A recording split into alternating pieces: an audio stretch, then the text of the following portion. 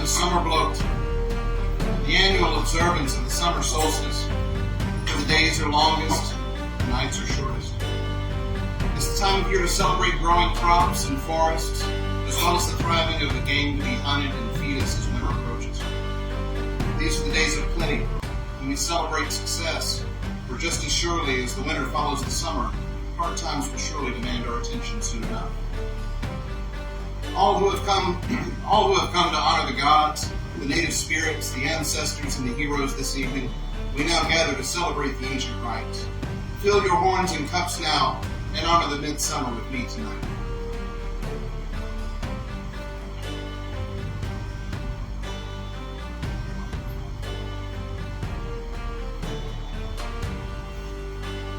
By Thor's might, which protects us, by Frigga's wisdom, which guides us, by Odin's hand, which tests us, by Baldur's beauty, which inspires us, by Heimdall's line, which sired us, by Tyr's sacrifice, which holds us, by Freya's bounty, which feeds us, and by Freya's embrace, which warms us, by the pull of Nordrig and Sudrig, by the strength of Alstrid and Vestrig, you holy powers, we hallow and hold this sacred space tonight.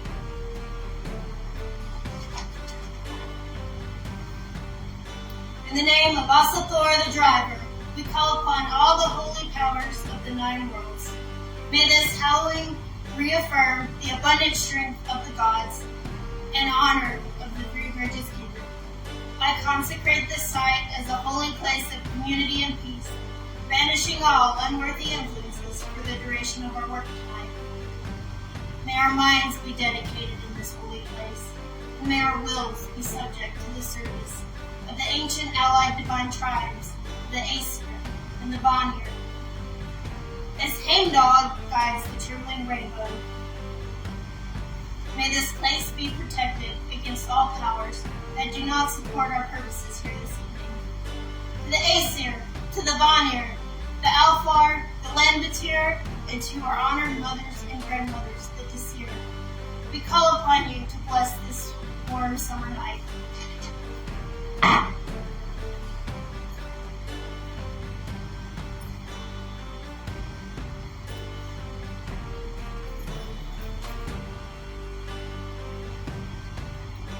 Oh, Father, you half-blind wanderer, you who yet sees everything from your high seat, tonight we rekindle these flames, the agent of creation and cleansing, the initial mystery of Muspelheim, and the final mercy of Midgard.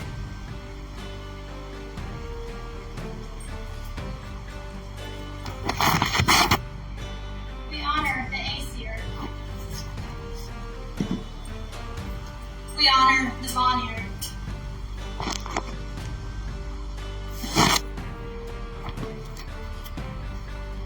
And we remember the treaty that binds them.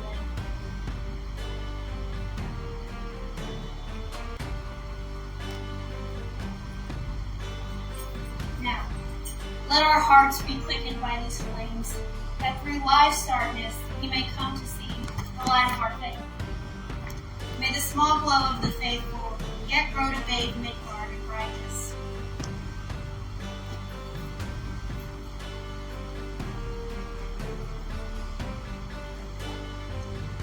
Aesir and Vanir, you are to us as the unchanging North Star, the Norn's nail in the turning sky. Through the centuries you have watched over your followers. We lift tonight's drink to you, lords and ladies of the two horizons. Now give us the voices and signs and tokens of your guidance. May our words spoken here tonight be made sacred, so that our words may be carried into the well of the Norns at the foot of Yggdrasil. Tonight we begin our invocations by calling upon Baldur the Beautiful, son of the summer sky, crown prince of Asgard. Hear us as you travel with strong steps on the low places. Radiant as the stars above, you sink down into the western ocean without hurt and without fear. You will rise up on the eastern wind as a young king in glory. Tonight we drink to you, Odinson, to your health and strength and beauty. Noble Baldur, we honor you on this midsummer night, and we commend your memory to the world of Midgard. Shining One, Instruct us in the ways of your kindness and virtue. We honor you, Balder the Bright, the joy of gods, whose radiance lights a golden age for all. You were slain by darkest deceit, by he who envied and yet despised your goodness. We pay respects to you tonight, knowing that you have fallen only to rise again to a hope of a greater, even more glorious age. And we welcome your speedy return. Show us your way, the way of the warrior who walks with honor in one's heart. Your story teaches us the mystery of death and rebirth. May strength and honor be with you as with all our people always. Hail, Balder the Bright! Hail! Hail!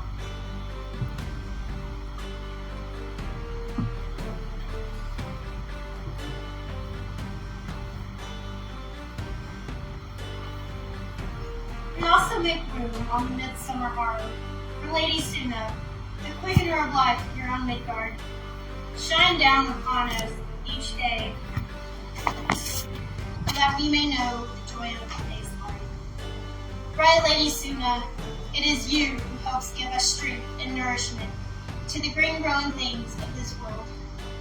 Without your blessing, your people would not have the food they need to live.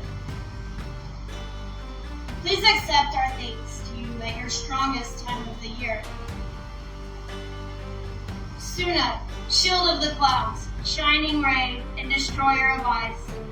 Your journey is at its longest leg as you slowly, day by day, begin to seek your power to your brother Mani, until you begin to reclaim it again, following yours. May your horses' swiftness and early riser continue to outrun the great mocking wheel until the final battle begins. Hail, Suna, giver of life! Hail!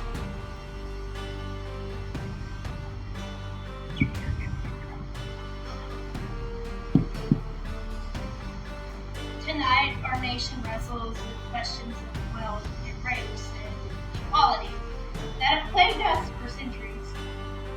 So we call upon Forseti, Lord of Justice, the hand of fairness of the Aesir, son of Balder the Bright, and Nana, who followed your father to hell. You stand quiet, but strong on the fringes of the light and noise of your people.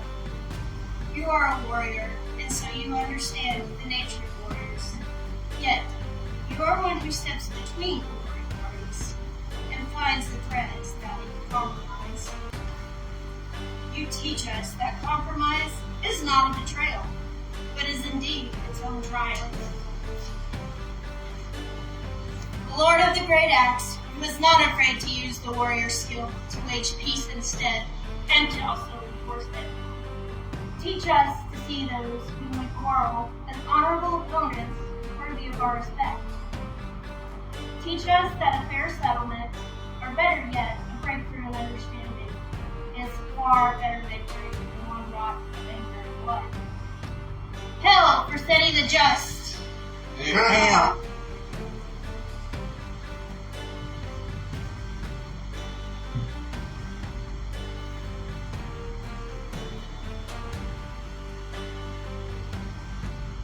We also require blood victory outright for our kindred member deployed overseas, Matthew.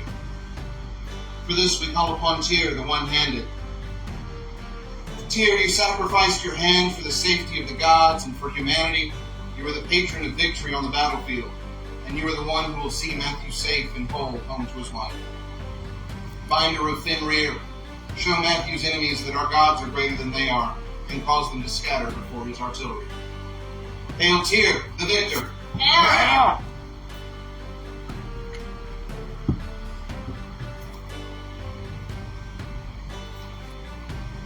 Our final invocation tonight is reserved for the All-Father Odin, the Terrible One, the Concealer, Lord of the Aesir, the Father of magical songs, the War Father, the Father of victory, the Father of the slain, the God of runes, the Hanged One, the Mighty, the Wise One, the Gothi of the Raven Bloat, the One who is many, the Hooded One, high, just as high, and third.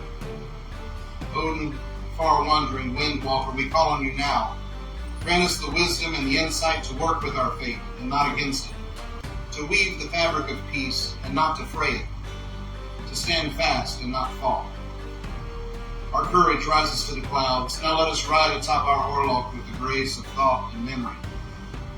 Gray-cloaked sage of shifting shapes, all-seeing eye, set your shield upon us as a pledge that we may strive and flourish and fly and feast with the Aesir in Asgard when the last wind settles in the west. Tonight we call on you, the strange fruit of Yggdrasil's branch, as we ask your blessings. Hail Odin, ruler of the field! Hail!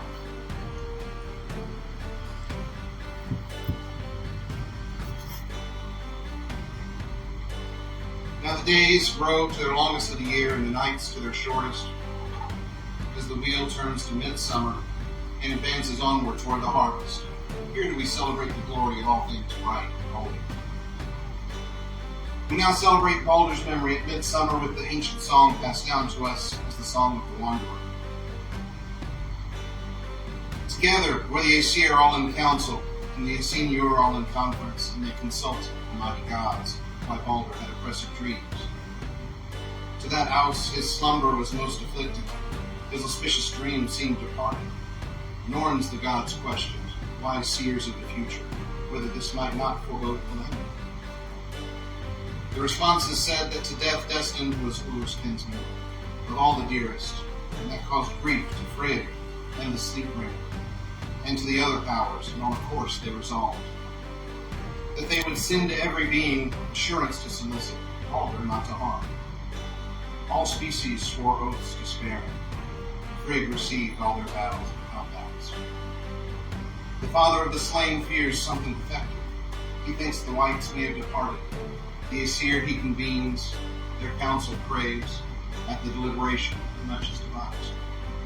Up rose Odin, lord of men, and on Sleipnir he the saddle laid, rode thence down to murky hell, the dog he met from hell coming.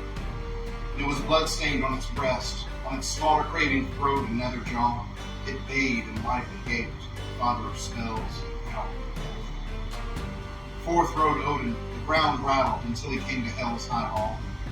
Then rode the frightful one to the eastern gate, where he knew there was a Ceres's grave. Over the wise witch he began to chant songs for the slain. Toward the north looked, potent runes applied, a spell pronounced, an answer demanded, until compelled she rose, and with death-like voice she said, What man is this, to me unknown, who has for me increased in irksome course? I have with snow been decked, by rain beaten, and with dew moistened, long have I been dead. Odin spoke, Wanderer is my name, the fighter's son I am. Tell me of Hell, from Midgard I call on you. For whom are those benches strode o'er with mail, those costly couches o'erlaid with gold? Here stands me, for Baldur grew, over the bright ocean a shield is laid.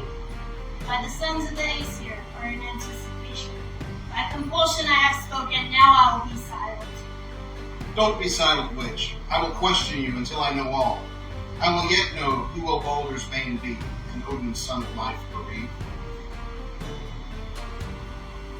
Baldur will bear high the glorious limb to the place. He will be the bane of Baldur, and Odin's son of life bereaved. By compulsion I have spoken, I will now be silent. Don't be silent, witch. I will question you until I know all.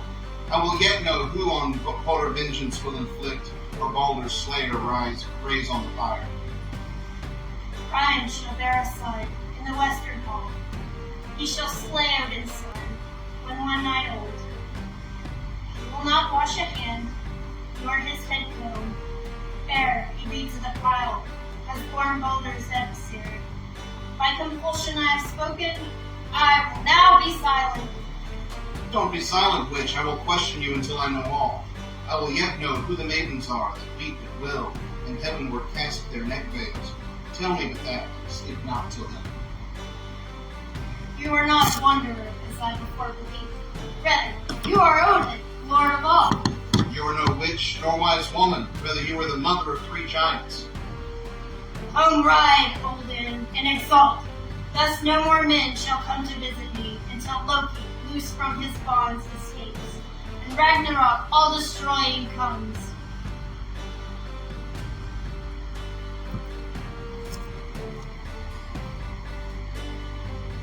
The second reading for the evening is from Emily Bronte's poem,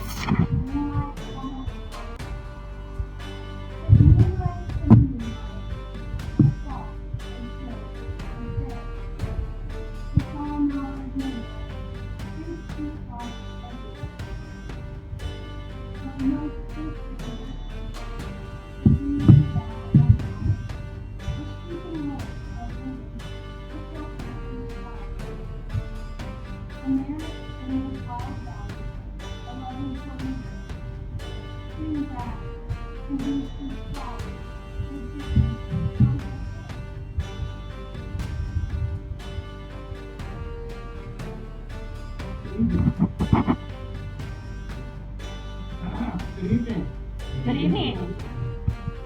One of those stories that we tell is that of the death of Balder, the second son of Odin.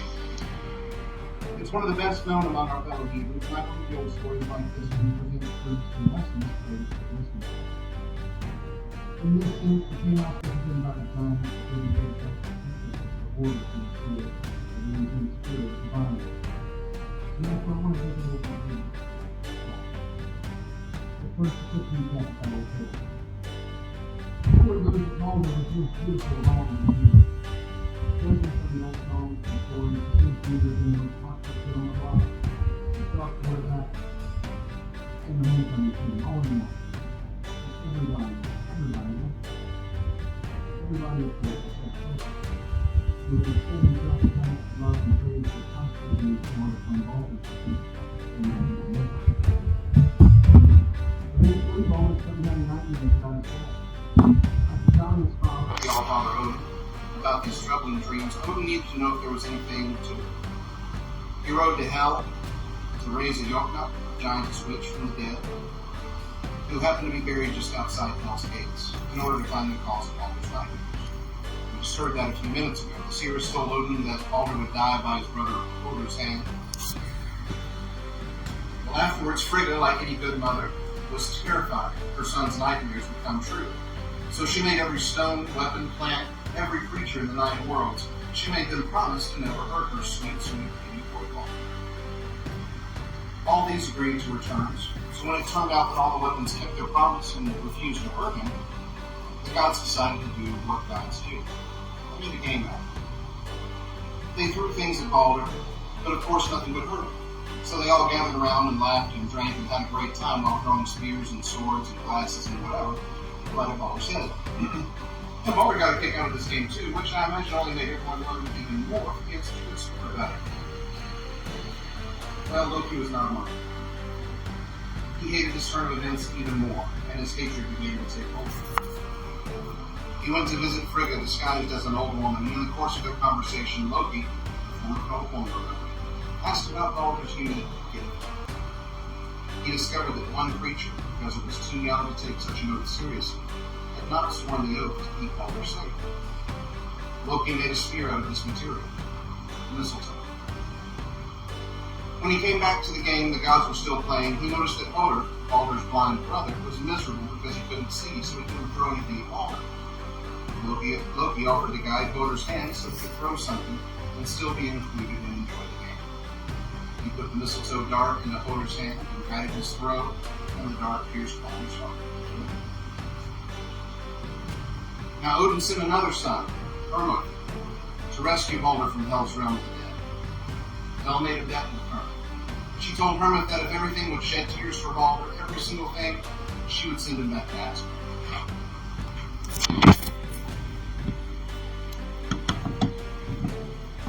Everything gladly swore the oath, except the giantess Thok, which is Old Norse for thanks. It was actually Loki in disguise. Thok told the messengers that the goddess Hel, Loki's daughter, remember, had done nothing wrong, and so she should be allowed to keep what she had. So Balder stayed in Hel's hall, where he will remain until the beginning of Ragnarok. According to the Old Norse song Völuspá's description of the final battle, Balder is one of the few to survive Ragnarok, and he emerges as Lord of the surviving Aesir, and ruler of the revived Asgard. So goes the ancient story anyway. Now, we can take the story of the death of Balder at face value, as a song meant to entertain, or as I prefer to do, we can look at it as a story intended to impart a deeper truth to its intended audience. In this sense, the story of Balder is the retold story of the seasons of the year. And on a grander scale, it's also an example of a common motif in the Old Norse stories, the cyclical nature of life and death and rebirth. You see, the ancient heathens revered the sun and its life-giving heat and warmth.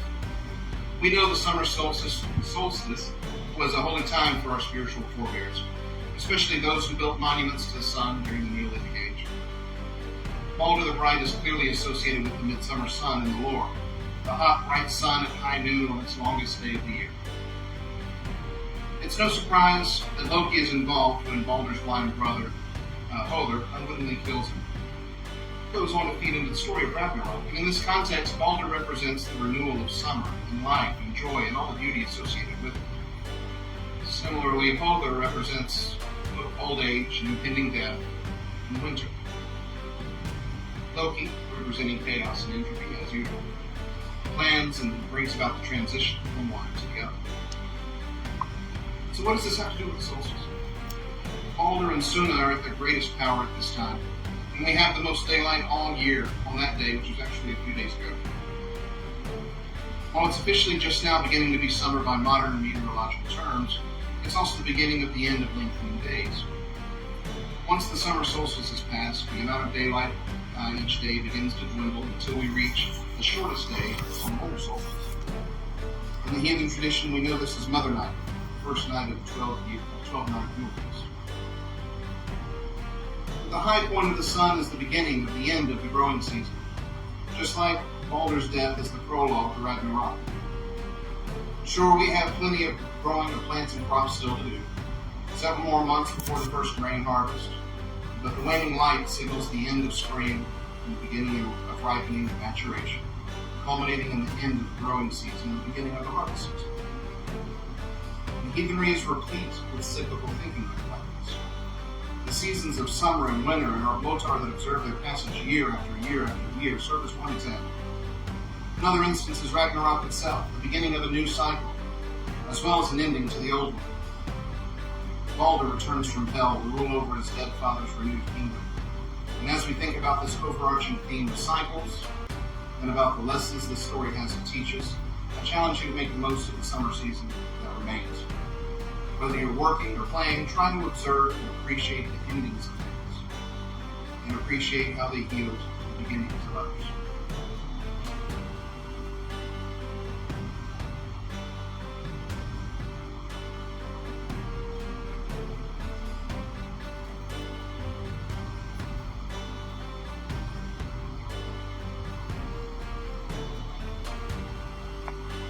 The Allfather told us of his ordeal to discover the runes.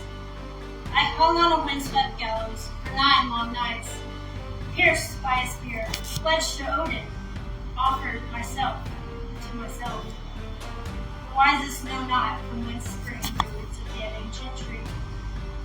They gave me no bread, they gave me no meat. I looked down, and with a loud cry, I took up the runes. From that tree I fell. Know how to write them, know how to read them, know how to color them, know how to prove them, know how to evoke them, know how to score them, know how to send them, and know how to sacrifice. Now we share in the wisdom passing humanity by the Allfather. The rune we deliver tonight is named Solilo.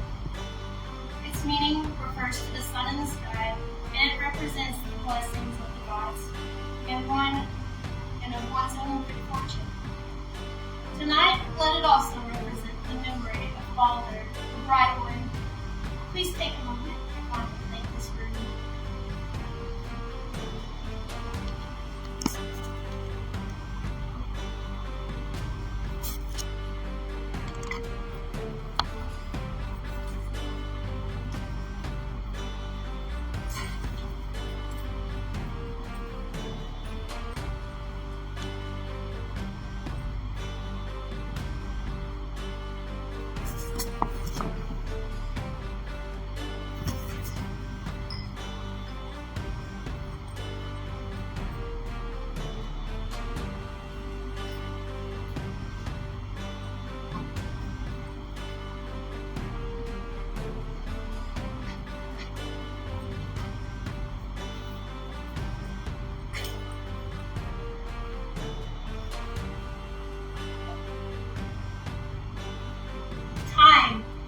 thread of the Norns, is ever spun and parted.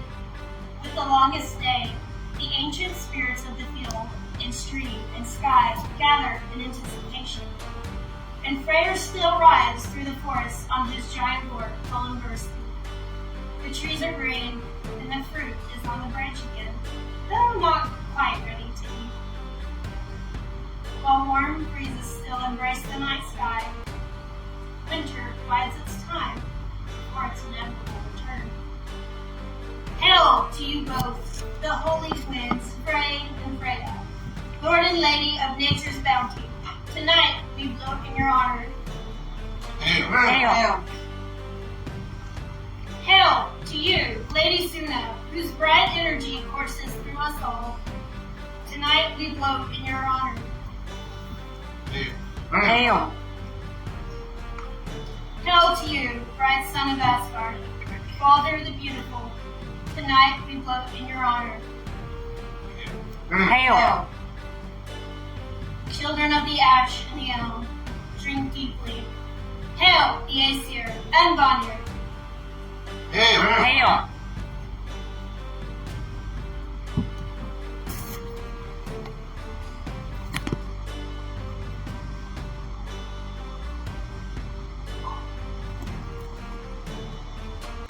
Odin, hear us this day as we pay tribute to the Aesir and Vanir both. Bestow upon us in Midgard your courage and your wisdom, that your whispered knowledge may be clearly known to those faithful to you. Ancient and High One, Gopi of the Ravenblood, Author of Victory, All-Father, Master of Thought and Memory, Fruit of Yggdrasil's branch, High One, Justice High, and the Third, by these and many more names have you been known to us. Foster all that is good and true, and ignite within us your holy fire. Through your eternal symbols we call upon you now, in your wisdom and counsel. Consecrate this mead as you make your blessings known to us.